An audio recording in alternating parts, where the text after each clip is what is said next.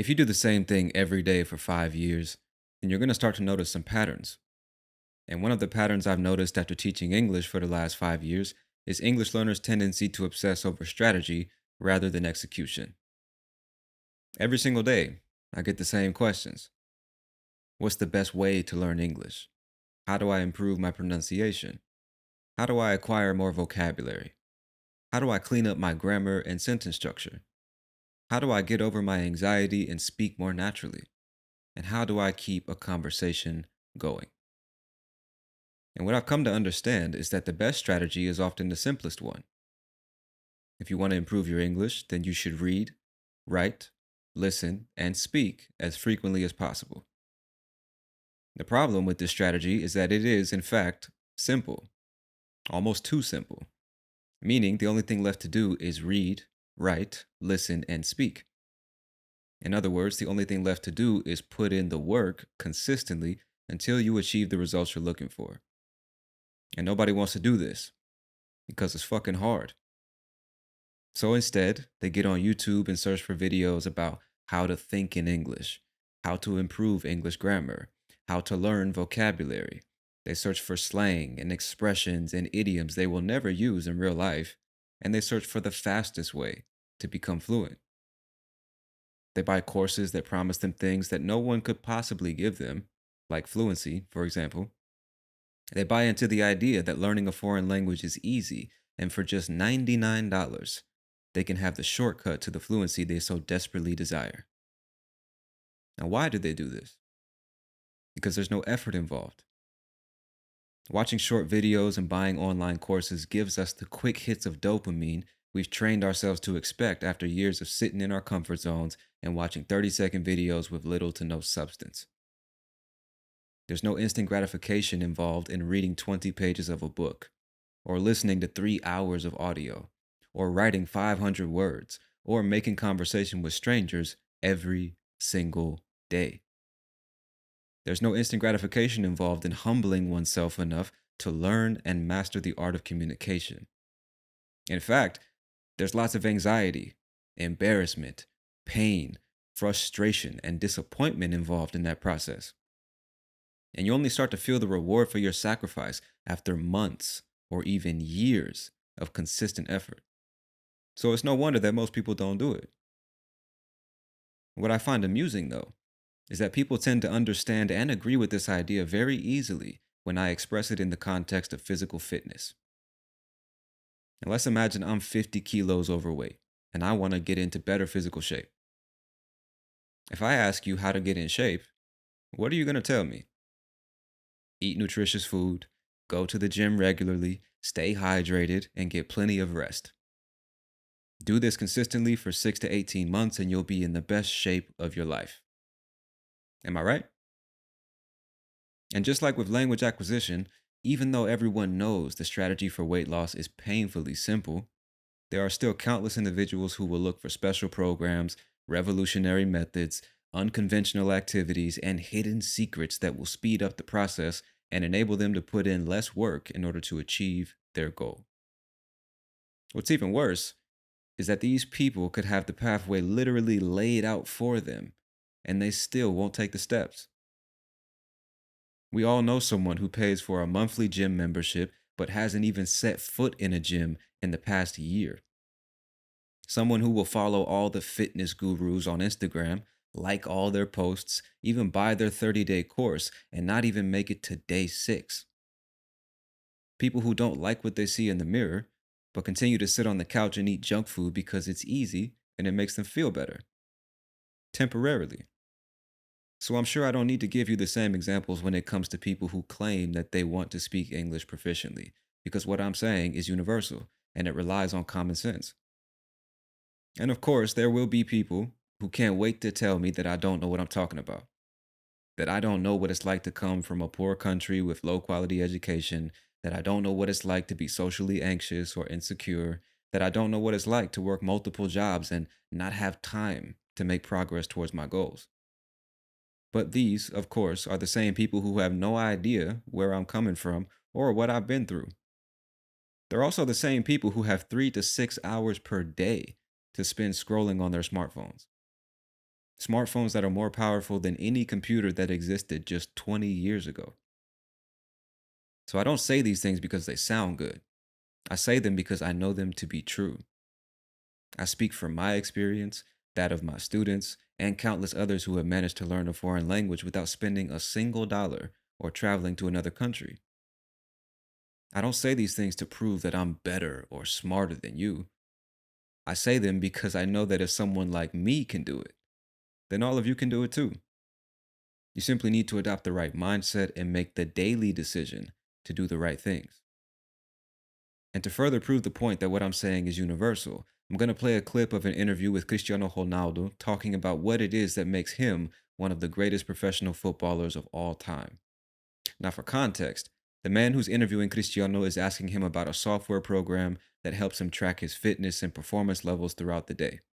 But instead of focusing on that, just pay attention to Cristiano's responses. Since I start to use it, so I feel good with that. Well, a big thing that we've tried to do at Whoop is find people who authentically love the product and then amplify their story. And you've been on Whoop for 646 days now, it turns out. You've got 95% compliance, so you literally wear the product nonstop, it seems like. And for us, like, what's amazing is now we get to show the world, how does Cristiano Ronaldo train? What's it like to be him? What is all the dedication and work ethic that goes into it? So with that in mind, I want to talk a little bit about your data. First of all, you have a resting heart rate of 43 beats per minute, which you know, but that's in the top 1% of men on Whoop. And even amongst professional athletes, it's in the top 3%. So that's, as you say, top. Top.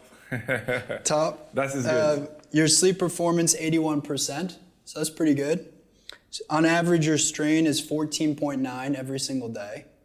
14.9. 14.9 out of 21. So that's high. You're getting 51% of your days are in the green, and then the rest are in the yellow, and then a very small percentage are in the red. So even with all this training, your body's still recovering, which is really impressive. What are you doing to recover so well? Well, I can be cookie and say, I give you the map. You are willing to do that? Yeah. It's the main point, because everyone wants to be Cristiano, but I give you the map. You think you will do it that? It's difficult. It's the discipline. The discipline is the most difficult thing, not only in sports, but in life. So the Whoop Journal, which for people listening to this, allows you to input all sorts of behaviors and activities and lifestyle decisions. You actually track 43 different things in the Whoop Journal. So let's see here. From a diet standpoint, you're tracking carbohydrates, turmeric, zinc, caffeine, vitamin B, vitamin C. Which of those components do you find helps you? I think it's all package.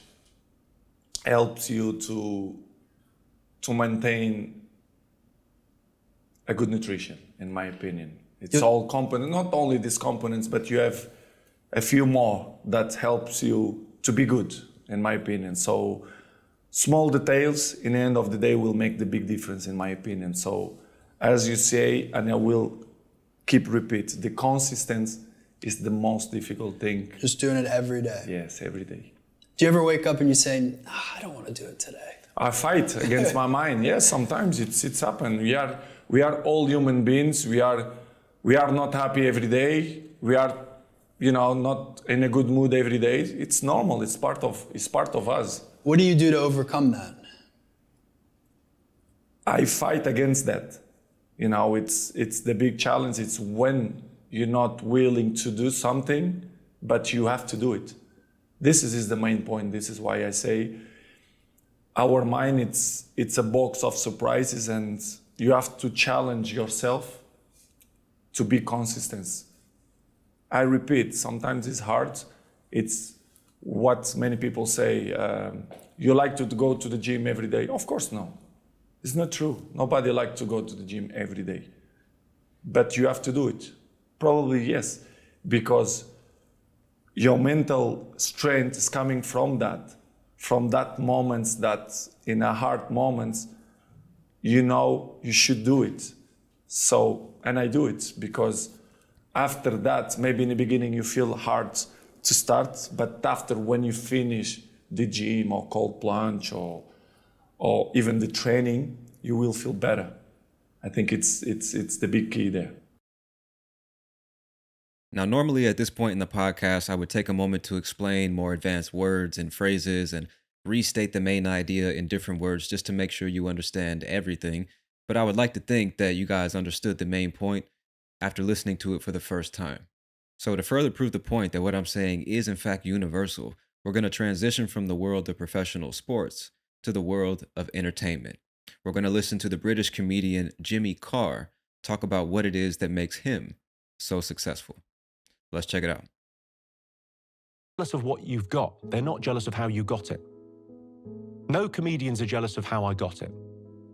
No one sits there and goes, oh, I wish I could sit for 10 hours a day and write jokes. Oh, they think I want to play that venue, or I'd love to have that Netflix special, but they don't sit there going, well, what pathology would you need in your head to write that many one-liners and to care that much about it? Who would you have to be to do that?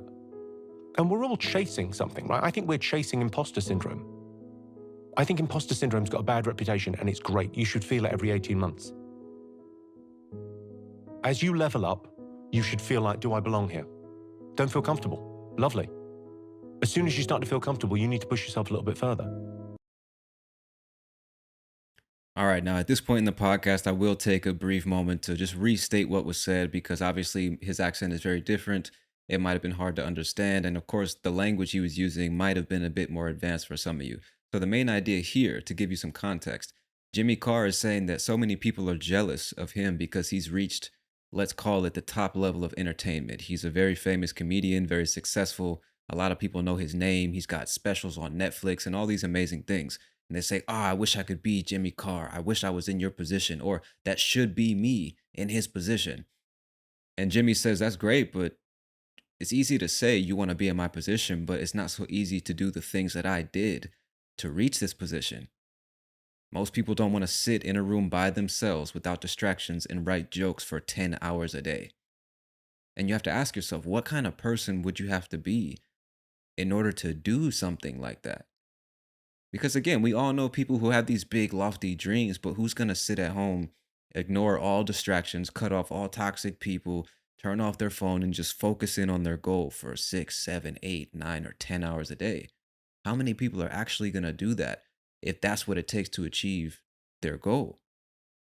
That's really the question. So you may think you want to be Cristiano Ronaldo or Jimmy Carr or anybody that you look up to, but it's like, are you really willing to do what they did to get into the same position?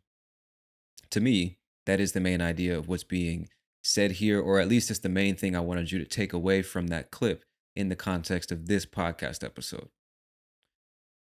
So now to bring it back to you, the person learning English as a foreign language, the person who wants to become a great communicator. When you say, I want to speak English fluently, I want you to ask yourself the following questions. Are you willing to take 45 minutes just to read 2 paragraphs of a book because you struggle to understand all of the words every day? Are you willing to listen to the same audio clip or watch the same video 10 times in a row just to understand everything that was said every day? Are you willing to write 500 to 1,000 words in a journal to improve your grammar and sentence structure every day? Are you willing to stop using TikTok and Instagram so you can have time to study the art of communication and learn how to talk to people? Are you willing to learn how to educate yourself using nothing but the internet? Are you willing to get on Hello Talk and send messages to 200 different people just to find one decent partner to practice with? Are you willing to step out of your comfort zone and talk to strangers? Are you willing to travel to a foreign country where you don't know a single person and be treated like an unwelcome outsider by everyone you meet and still present the best version of yourself and show kindness and respect to those people so that you can learn their language and culture? Are you willing to be rejected, humiliated, criticized, and laughed at?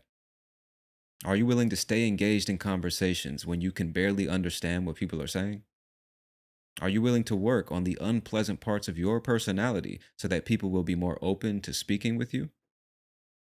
Are you willing to push through the feelings of frustration, disappointment, and exhaustion in order to get stronger? Because if you're not willing to do these things every single day for the next 4 years, then I suggest you pick a new goal.